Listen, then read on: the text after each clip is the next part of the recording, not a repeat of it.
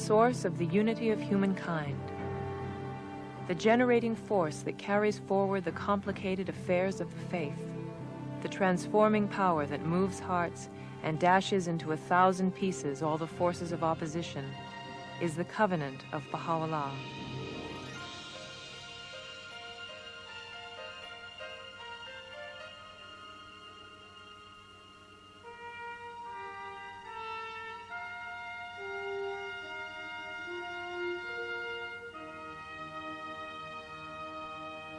Abdul-Baha wrote, "The axis of the oneness of the world of humanity is the power of the covenant, and nothing else."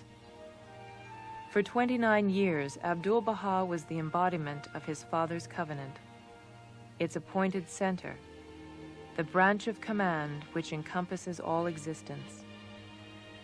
He was the focus of the unifying power of the cause. To the believers, Abdul-Baha was the cause. Then suddenly, unexpectedly, he was gone. No words can describe the grief and despair which fell over the Baha'i world. Who would comfort them now? Who would unify and guide them? Who would lead them on the global mission for which Baha'u'llah had called? In his will and testament, Abdul-Baha revealed the design for the administrative order and identified his twin successors, the Guardian and the Universal House of Justice. A 24-year-old student, still devastated by the passing of his grandfather, young Shoghi Effendi was appointed by Abdul-Baha's will and testament the guardian of the cause of God and interpreter of the Word of God. Abdul-Baha made it clear that the election of the Universal House of Justice was the final step in building the framework of the administrative order. First, the cause must spread throughout the world. It must attract a foundation of believers to elect local and finally national spiritual assemblies. Using Abdul-Baha's tablets of the divine plan as a blueprint for disseminating the cause, and the will and testament as his authority to act, the Guardian began the awesome task of raising up the worldwide administrative order. Martha Root and a band of traveling teachers and pioneers responding to the Master's call traveled throughout the world. Queen Marie of Romania became the first royal personage to declare her faith in Baha'u'llah. Baha'i endowments and properties were purchased throughout the world. Youth activities began in earnest, and Baha'i historic and holy sites were acquired. Completion of the Mother Temple of the West symbolized the obstacles facing the cause. Abdul-Baha had personally laid the cornerstone during his visit to Chicago, and from the beginning, Shoghi Effendi was determined to see its completion. By 1937, 8 national spiritual assemblies, pillars of the future Universal House of Justice, had been raised into position. The time had come. The Guardian, armed with a small but devoted body of North American believers, began prosecution of the Master's divine plan. The first 7-year plan was launched. The opening scene, the Guardian wrote, of the first act of that superb drama whose theme is no less than the spiritual conquest of both the Eastern and Western hemispheres.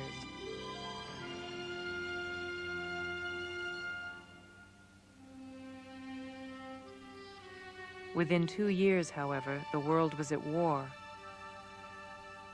The faith was under renewed attack and repression. The Guardian appealed to the believers in the West. Dare greatly, toil unremittingly, sacrifice worthily, endure radiantly, unflinchingly till very end.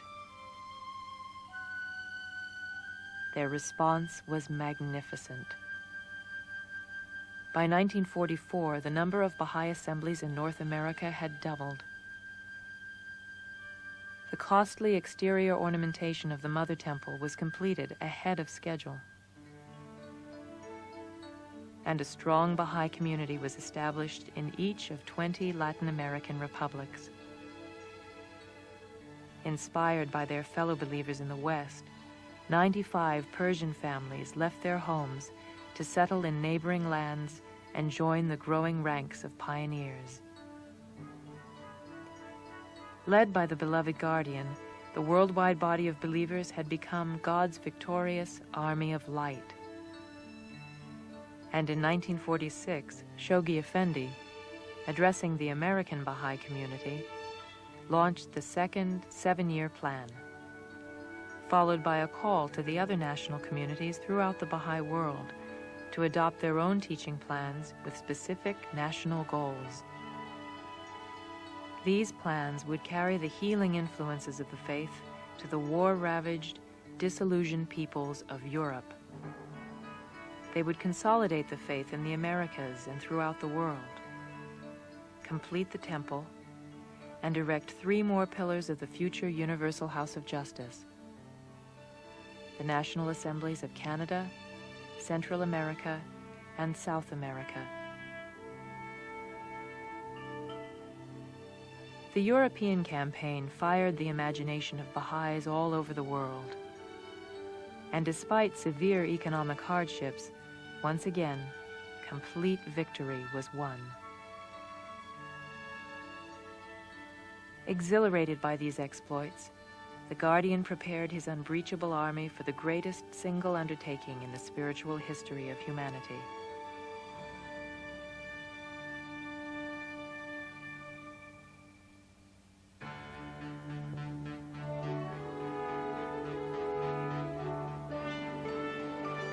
Of the 10-year crusade, launched in 1953, he wrote, "Let there be no mistake. The primary aim of this spiritual crusade is none other than the conquest of the citadels of men's hearts." To the Baha'i world, even with its newfound sense of confidence, the list of goals must have seemed impossible. Erect 2 new temples, open 131 new territories, elect 48 new national assemblies, and reach millions of new souls, laying the foundation for the election of the first Universal House of Justice. Reflecting the importance of the plan, the Guardian announced 4 great conferences around the globe. Scores of pioneers volunteered at each conference. 100 virgin territories were opened in the first 9 months, and 3/4 of the goal countries occupied. Shoghi Effendi encouraged and mobilized his troops with a constant stream of letters and cables. His enormous body of written work, his books, his translations strengthened and deepened the believers. With the Guardian at the helm, nothing could stop God's army of light. Then suddenly, without warning, dark clouds of crisis covered the horizon. On the 4th day of November, in 1957, from the World Center came the tragic news. Shoghi Effendi, the beloved Guardian, had passed peacefully into the Abha kingdom. The Guardian was gone. The 10-year crusade was only half finished, and the Master's other successor, the Universal House of Justice, had not yet emerged. In this darkest moment, it was the limitless resources of the covenant that sustained, unified, and empowered the believers to forge ahead. The hands of the cause of God, raised up by Shoghi Effendi as the chief stewards of the faith, led the Baha'i world in carrying out his global plan. And by the close of the 10-year crusade, the conquests were complete. In April 1963, at the First Baha'i International Convention, the supreme governing body of the faith was brought into being. A few days later, at the First World Congress in London, England, a worldwide Baha'i community welcomed the newly elected members of the Universal House of Justice. Once again, the protecting power and vitalizing energies of the covenant flowed unhampered through Baha'u'llah's chosen successor. The world community of believers had grown. Local spiritual assemblies numbered over 3,500, and the number of places where Baha'is lived reached in excess of 11,000. In its first message to the national conventions, the Universal House of Justice wrote, "The cause of God is now firmly rooted in the world. Forward, then, confident in the power and protection of the Lord of hosts." For the next 21 years, the Baha'i faith moved forward at an ever-increasing pace. The work of the Hands of the Cause was extended into the future by the creation of the Continental Board of Counselors. The International Teaching Center was established. The first head of state, His Highness Malietoa Tanuma Fili'i II of Western Samoa, declared his faith, followed by the erection in his country of the first temple in the Pacific. In 1983, the Universal House of Justice occupied its permanent seat, the soaring pillars symbolic of the 135 national assemblies participating in the election. Some 3 million believers now inhabited the globe. The number of local spiritual assemblies exceeded 27,000, and Baha'is lived in over 116,000 places in the world. The Baha'i faith was knocking on the door of worldwide attention when the news came. The National Assembly of Iran was arrested and imprisoned. The House of the Bab was seized and destroyed. The persecution of the Persian believers had resumed, full force. National and local assemblies were outlawed, properties confiscated.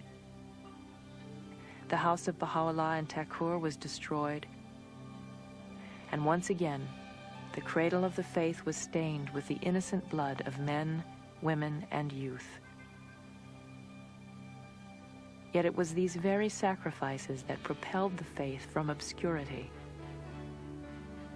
Unprecedented and worldwide media coverage exposed the faith to millions.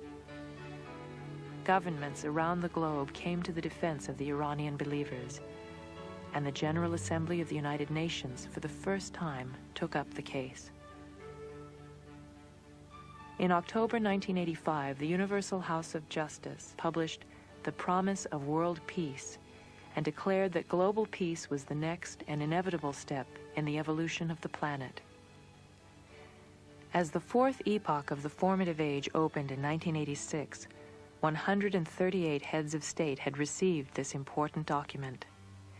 The truth of its vision dramatically demonstrated as the Cold War crumbled before the eyes of a peace-starved world. The astonishing Lotus Temple was dedicated in New Delhi. It stands as one of the most important buildings erected in this century. Expansion of the faith accelerated. Eastern Europe and the former republics of the Soviet Union were at last open to the conquering forces of the Covenant. The Brazilian Federal Chamber of Deputies paused for a 2-hour tribute to the Blessed Beauty, which included the reading of a message from the Universal House of Justice. The Holy Year opened with moving ceremonies at the World Center, commemorating the ascension of Baha'u'llah. 3,000 believers circumambulated his shrine. A month later, the Baha'i international community was asked in particular to address the historic Earth Summit. The burgeoning influence of Baha'u'llah's revelation can now be felt in all spheres of human existence.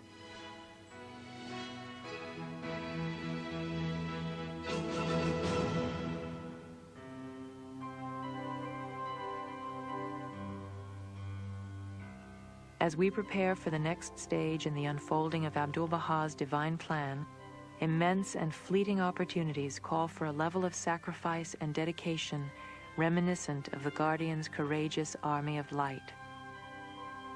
completion of the ark and terraces on Mount Carmel represents the unfolding of a vision of God's holy mountain, which will coincide with the emergence of the lesser peace and the first stirrings of the world order of Baha'u'llah. For 7 long decades, the community of the greatest name has dared greatly, toiled unremittingly, sacrificed worthily, endured radiantly, unflinchingly to the very end. How unimaginably glorious are the victories awaiting God's warriors as they set their faces towards those fields that are as yet unexplored and direct their steps to those goals that are as yet unattained, comforted and guided always by the words of the beloved guardian.